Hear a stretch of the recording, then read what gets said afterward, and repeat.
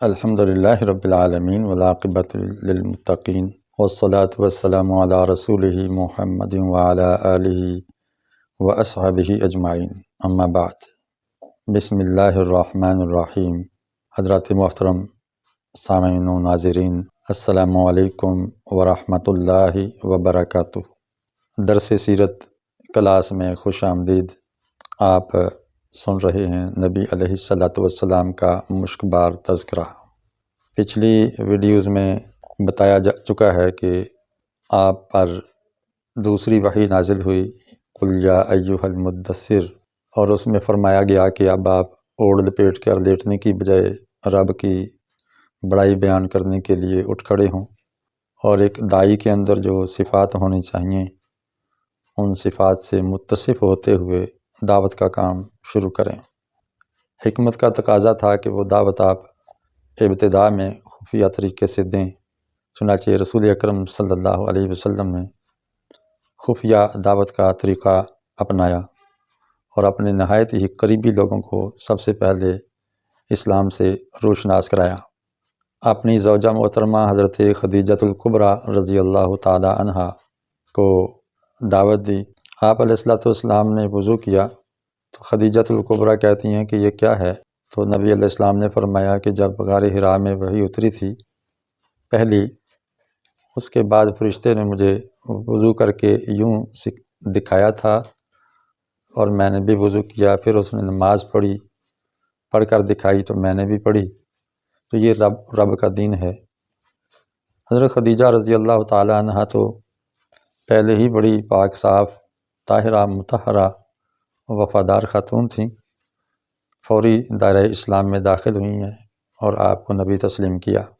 دوسرے نمبر پہ جناب ورقہ بن نوفل، جو کہ تورات اور انجیل کے حافظ تھے، عالم تھے اور نابینا ہو چکے تھے، انہوں نے بھی آپ کی نبوت کی تصدیق کی، کہا کہ وہی فرشتہ ہے غار حرا میں آنے والا جو موسیٰ علیہ السلام پر آیا کرتا تھا، اگر میں تنومند ہوا تو میں آپ کا ساتھ دوں گا، لیکن تھوڑے ہی عرصے بعد وہ فوت ہو گئے۔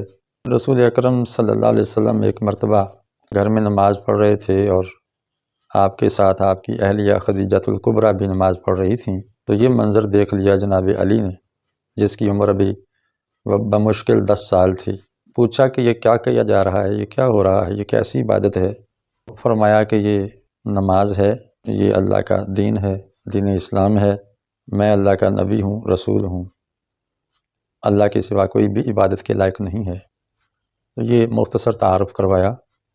دیکھیے، جو میں یہ مکالمہ پیش کر رہا ہوں اس میں کمی بیشی ہو سکتی ہے، میں مفہوم ادا کر رہا ہوں، بالکل روایت بیان نہیں کر رہا کہ ہو نبی علیہ السلام کے الفاظ ہی ہوں یا ان کا ترجمہ ہو۔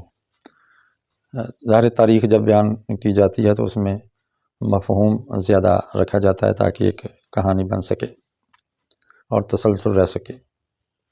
تو حضرت علی رضی اللہ تعالی عنہ کو بھی آپ نے فرمایا کہ آپ بھی لات اور عزیٰ کو چھوڑ کر اس دین کو قبول کر لیں کہ اللہ کے سوا کوئی عبادت کے لائق نہیں ہے۔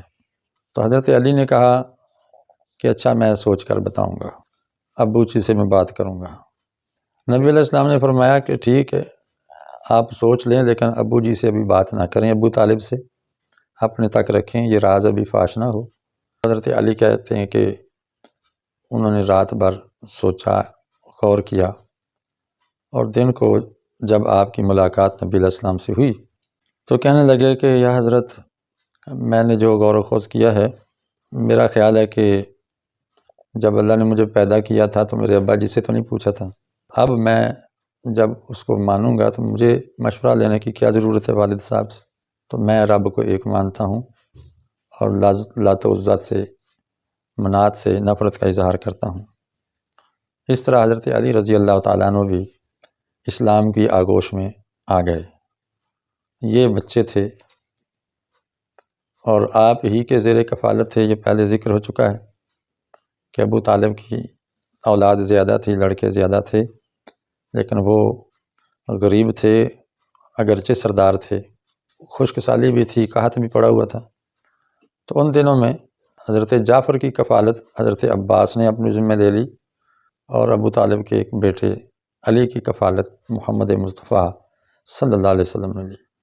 تو یہ گھر ہی میں رہتے تھے، نبی علیہ السلام سے ہی پرورش پا رہے تھے، تو وہ مسلمان ہو گئے۔ آپ کا ایک غلام تھا زید بن حارثہ رضی اللہ تعالی عنہ، حضرت خدیجہ رضی اللہ تعالی عنہ نے کسی دور میں خریدا تھا، بطور غلام کے اپنے پاس رکھا، اور جب نبی علیہ السلام سے ان کی شادی ہوئی ہے تو انہوں نے یہ زید آپ کو بطور تحفہ دے دیا۔ آپ علیہ السلام کی وہ خدمت کرتا، آپ کو قریب سے دیکھا، اور جب آپ نے نبوت کا اظہار کیا، وحی کا تذکرہ کیا، اللہ کی وحدانیت کی دعوت دی، تو حضرت زید رضی اللہ تعالیٰ عنہ بھی غلاموں میں سے یہ مسلمان ہو گئے۔ پھر ایک مرتبہ حضرت عبداللہ بن جدعان، غالباً یہی نام ہے، ان کے گھر میں بات چل نکلی، ایک لونڈی نے بات کی کہ محمد بن عبداللہ ذکر کر رہے ہیں کہ ان کے پاس ایک فرشتہ آیا ہے اور یہ اس نے سبق پڑھایا ہے، اور وہ کہہ رہے ہیں کہ میں اللہ کا نبی ہوں، محمد کہہ رہے ہیں، اور اس طرح وہ نماز پڑھتے ہیں، اور لات اور عزیٰ کے بارے میں ان کے یہ نظریات ہیں۔ جب یہ بات ہو رہی تھی تو ابو بکر صدیق بھی اس محفل میں تھے، ظاہر انہی کی فیملی تھی، رشتہ دار بھی تھے عبداللہ بن جدعان کے، تائم قبیلے کے۔ تو یہ بات انہوں نے سنی اور لونڈی سے پوچھا کنیز سے کہ یہ جو آپ بات کہہ رہی ہیں یہ واقعی محمد نے کہا ہے؟ کہنے لگی ہاں ہاں ایسا ہی ہوا ہے، بے شک جا کے پوچھ لیں۔ ابو بکر صدیق رضی اللہ تعالیٰ عنہ تیزی سے نبی علیہ السلام کے پاس پہنچے اور آپ سے ملاقات کی اور دریافت کیا کہ میں نے یہ باتیں سنی ہیں، کیا یہ آپ ہی نے فرمائی ہیں؟ محمد مصطفیٰ صلی اللہ علیہ وسلم نے فرمایا کہ ہاں یہ درست ہے، میں یہی بات کہتا ہوں کہ اللہ کے سوا کوئی عبادت کے لائق نہیں ہے، اور میں اللہ کا نبی ہوں، اور لات و عزیٰ اور منات اور تمام بتوں سے بیزاری کا اظہار حسب سابق کرتا ہوں، اس پر برقرار ہوں۔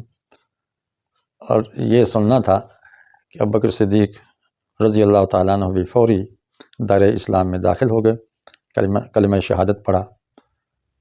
حضرت محمد مصطفیٰ صلی اللہ علیہ وسلم فرمایا کرتے تھے کہ میں نے جس کو بھی دین کی دعوت دی، سب نے سوچ بچار، غور اور تأمل کا اظہار کیا، لیکن ابوبکر کو جیسے ہی میں نے دعوت دی تیسے ہی انہوں نے قبول فرما لی، یعنی یہ ان کی فضیلت ہے باقی تمام مسلمانوں پر۔ اب یہ جو 4 احباب 5 حلقہ بگوش اسلام ہو چکے ہیں، ان پر تبصرہ کرتے ہوئے ایک سیرت نگار لکھتے ہیں، محمد ادریس کاندلوی صاحب سیرت مصطفیٰ کتاب کے مصنف ہیں، مؤلف ہیں۔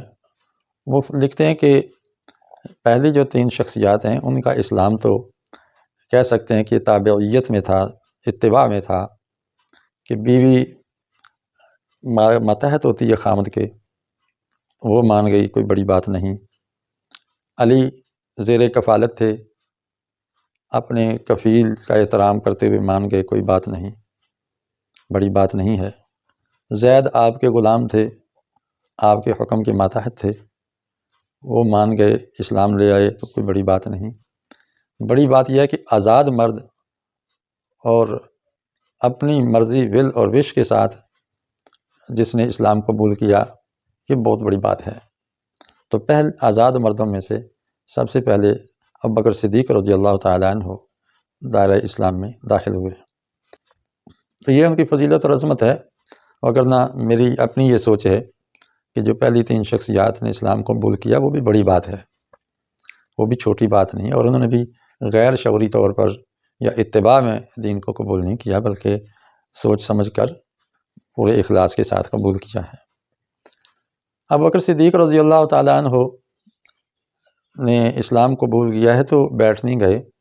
سورہ مدثر کی جو آیات ہیں اس کا جو تقاضا تھا کہ اب یہ رب کی کبریائی ہر جگہ بیان ہونی چاہیے، لیکن احتیاطاً تھوڑا محتاط انداز سے پیش کی گئی، اور دعوت تو ابوبکر صدیق رضی اللہ تعالیٰ عنہ نے اپنے دوستوں کو جو تجارت پیشہ تھے، آپ کے پاس اٹھتے بیٹھتے تھے، اور جن کی سلیم الطبعی سے آپ واقف تھے، کہ یہ ان اخلاق کے لحاظ سے درست ہیں، بہت زیادہ گندگی میں یہ لت پت نہیں ہیں اور علائشوں سے بچے ہوئے ہیں، تو ان تک پہلے آپ نے دعوت پہنچائی۔ حضرت عثمان ابن عفان رضی اللہ تعالیٰ عنہ سے ملے، ان کے سامنے اسلام کا تعارف کرایا۔ پھر عثمان بن مظعون کو دین کی دعوت دی، زبیر بن عوام رضی اللہ تعالیٰ عنہ کو یہ اطلاع دی، عبد الرحمن بن عوف، طلحہ بن عبید اللہ، سعد بن ابی وقاص، یہ وہ ابتدائی 5 شخصیات تھیں جن کو ابوبکر صدیق رضی اللہ تعالیٰ عنہ نے اسلام کی دعوت دی، اور ان کو لے کے حضور علیہ الصلوۃ والسلام کی خدمت میں لے آئے کہ یا رسول اللہ، یہ میری دعوت کا ثمر ہے، یہ اسلام میں آنا چاہتے ہیں۔ آپ علیہ الصلوۃ والسلام نے ان کو دعوت پیش کی اور انہوں نے قبول کر لیا اور حلقہ اسلام کو اپنے گلے میں ڈال لیا۔ اور اتفاق اور مزے کی بات یہ ہے کہ ان میں سے سوائے عثمان بن مظعون کے باقی 5 شخصیات، عثمان بن عفان، زبیر بن عوام، عبد الرحمن بن عوف اور طلحہ بن عبید اللہ اور سعد بن ابی وقاص رضی اللہ تعالیٰ عنہم، ان سب کو اللہ کے حبیب علیہ الصلوۃ والسلام نے دنیا ہی میں جنت کی، ان کی زندگی کے اندر ہی ان کو جنت کی بشارت دے دی۔